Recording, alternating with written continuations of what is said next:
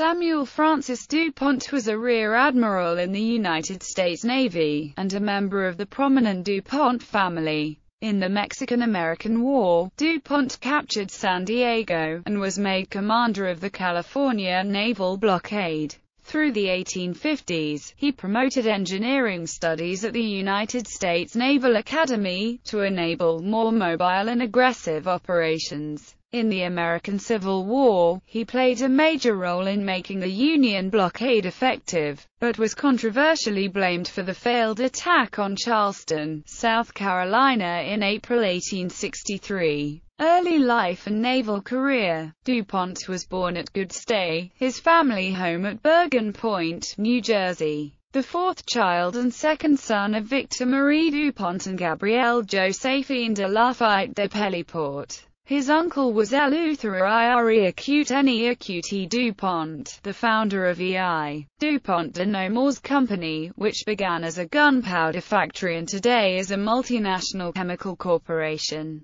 DuPont spent his childhood at his father's home, Louviers, across the Brandywine Creek from his uncle's estate and gunpowder factory, Eleutherian Mills, just north of Wilmington, Delaware. He was enrolled at Mount Airy Academy in Germantown, Pennsylvania, at age 9. However, his father was unable to fund his education because of his failing wool mill, and he was encouraged to instead enlist in the U.S. Navy. His family's close connections with President Thomas Jefferson helped secure him an appointment as a midshipman by President James Madison at the age of 12, and he first set sail aboard the 74-gun ship of the line Franklin out of Delaware in December 1815. As there was no naval academy at the time, DuPont learned mathematics and navigation at sea and became an accomplished navigator by the time he took his next assignment aboard the frigate Constitution in 1821. He then served aboard the frigate Congress in the West Indies and off the coast of Brazil. Though still not yet a commissioned officer, he was promoted to sailing master during his service aboard the 74-gun North Carolina in 1825, which sailed on a mission to display American influence and power in the Mediterranean. Soon after his promotion to lieutenant in 1826, he was ordered aboard the 12-gun schooner Porpoise, returned home for 2 years after his father's death in 1827, and then served aboard the 16-gun sloop Ontario in 1829. Despite the short period in which he had been an officer by this time, DuPont had begun to openly criticize many of his senior officers, whom he believed were incompetent and had only received their commands through political influence. After returning from the Ontario in June 1833, DuPont married Sophie Madeline DuPont, his first cousin, as the daughter of his uncle, Eleuthero Acute DuPont, as he never kept an officer's journal. His voluminous correspondence with Sophie serves as the main documentation of his operations and observations throughout the rest of his naval career. From 1835 until 1838, he was the executive officer of the frigate Constellation and the sloop Warren, commanding both the latter and the schooner Grampus in the Gulf of Mexico.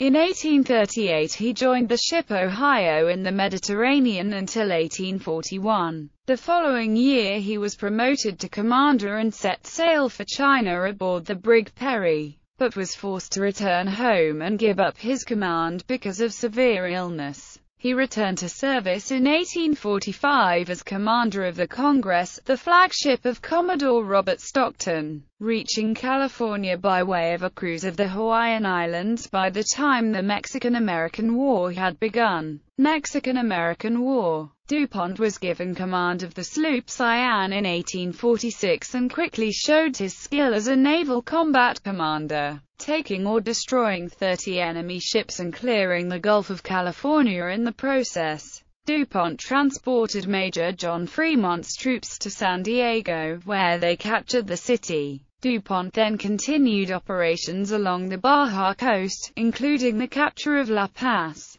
and burnt 2 enemy gunboats in the harbor of Guaymas under heavy fire. He led the main line of ships that took Mazatlan on November 11, 1847, and on February 15, 1848, launched an amphibious assault on San Jose del Cabo that managed to strike 3 miles inland and relieve a besieged squadron. Despite heavy resistance, he was given command of the California naval blockade in the last months of the war and, after taking part in further land maneuvers, was ordered home. Between wars, DuPont served most of the next decade on shore assignment, and his efforts during this time are credited with helping to modernize the U.S. Navy. He studied the possibilities of steam power, and emphasized engineering and mathematics in the curriculum that he established for the new United States Naval Academy. He was appointed superintendent of the academy,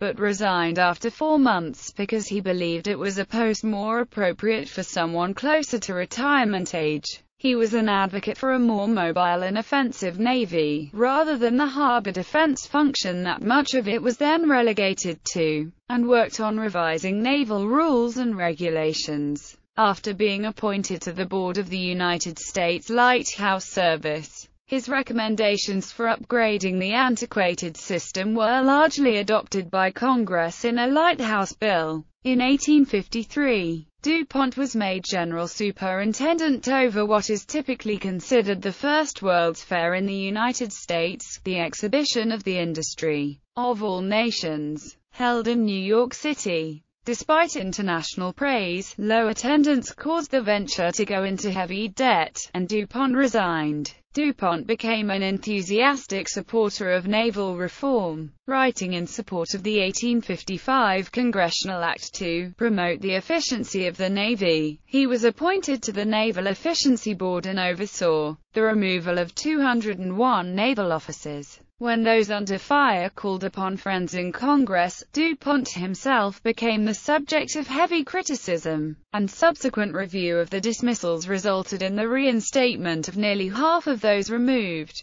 DuPont was promoted to captain in 1855. In 1857 he was given command of the steam frigate Minnesota and ordered to transport William Reed, the U.S. Minister to China, to his post in Beijing. DuPont's Minnesota was one of 17 warships parading Western force in China, and after China failed to satisfy demands for greater access to its ports, he witnessed the capture of Chinese forts on the Peiho River by the French and English on April 28, 1858. He then sailed to Japan, India, and Arabia, finally returning to Boston in May 1859. He played a major role in the receiving of the Japanese ambassador that year, accompanying him on his 3-month visit to Washington, Baltimore, and Philadelphia. The trip was a breakthrough for opening Japan to American trade and investment. DuPont was then made commandant of the Philadelphia Naval Shipyard in 1860. He expected to retire in this post, but the outbreak of the Civil War returned him to active duty.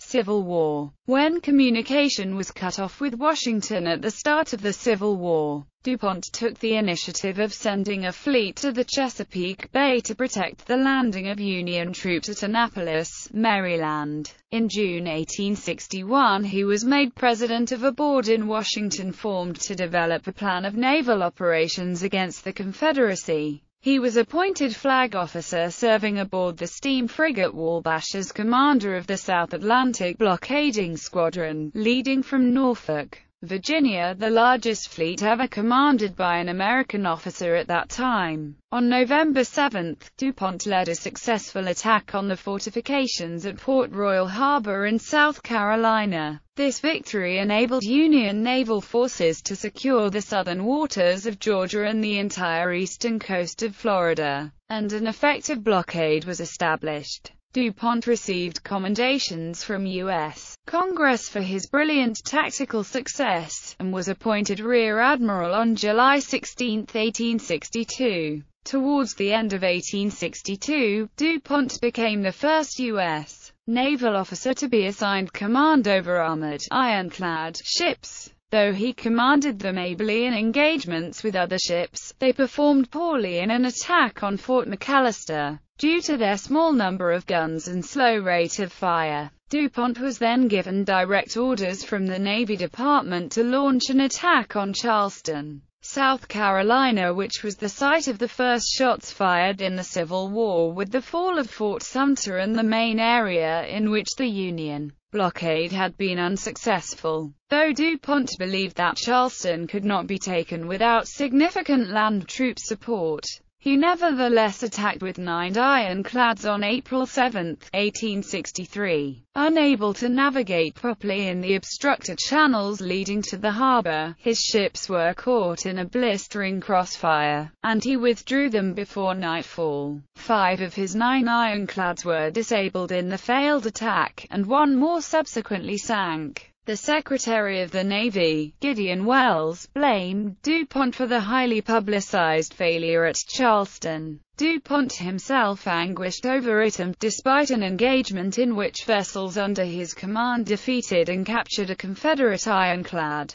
was relieved of command on July 5, 1863, at his own request, though he enlisted the help of Maryland U.S. Representative Henry Winter Davis to get his official report of the incident published by the Navy. An ultimately inconclusive congressional investigation into the failure essentially turned into a trial of whether DuPont had misused his ships and misled his superiors. DuPont's attempt to garner the support of President Abraham Lincoln was ignored, and he returned home to Delaware. He returned to Washington to serve briefly on a board reviewing naval promotions. However, subsequent events arguably vindicated DuPont's judgment and capabilities. A subsequent U.S. naval attack on the city failed, despite being launched with a significantly larger fleet of armored ships. Charleston was finally taken only by the invasion of General Sherman's army in 1865.